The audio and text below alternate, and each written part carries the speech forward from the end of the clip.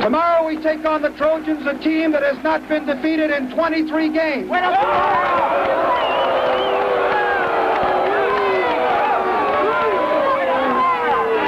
Let's not lose sight of the fact that we're undefeated too. And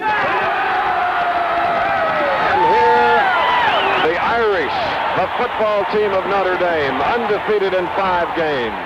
When I came in as a freshman, it was 1973, and what I didn't know that day when we all came together and met one another, there were 9 African-American young men there, and we were the largest class of African-Americans that had been recruited at one time to Notre Dame. And this was at a time when there weren't a tremendous number of African-Americans across the country. Here we had these guys by the name of Luther Bradley and Ross Browner, Danny Knott, and Willie Fry and Al Hunter. We were not really a highly rated team that year. We had a sophomore quarterback, a very young offensive line. Our defense was fairly young. We had a few freshmen starting. One of them was a defensive back by the name of Luther Bradley. From Muncie, Indiana, number 20, Luther Bradley. From Hamilton, Ohio, one of the tri-captains, 27, Mike Townsend, and the head coach, Ara Parsegan. On Friday, reports are coming in for the newspapers. They expected to run a special play, the first play of the game. The comment came out from Coach McKay was that if he gets 5 yards on his first down that he has against our defense, that he was going to win the game hands down.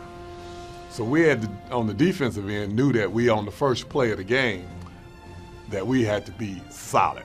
They had the ball deep in their own territory, and Luther Bradley was a corner on that side. At the first part of the game, I just knew that I had to do something, and the very first play, Pat Hayden drops back, and he kind of throws a screen out to Lynn Swan, and I just reacted to the play, and all I know is that I had to hit this guy, because if I didn't, he's probably going to go for 25, 30 yards. Luther Bradley came up, hit him, knocked him backwards, and his helmet rolled away, and the place erupted. Here's the first snap.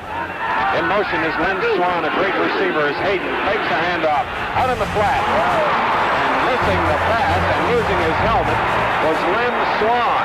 Luther Bradley, the freshman from Muncie, Indiana. What a shot he gave him. There he is. Look at that athlete. Luther reacted right off the bat. I mean, reacted and, just buried him.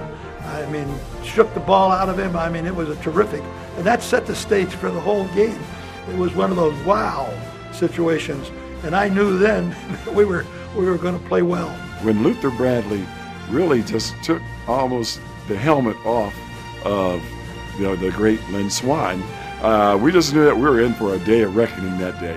We just knew that everybody that we played against, everybody that we were going up against, was just going to be hit that day. From an offensive standpoint, the Eric Pinnock 85-yard run was pretty darn important.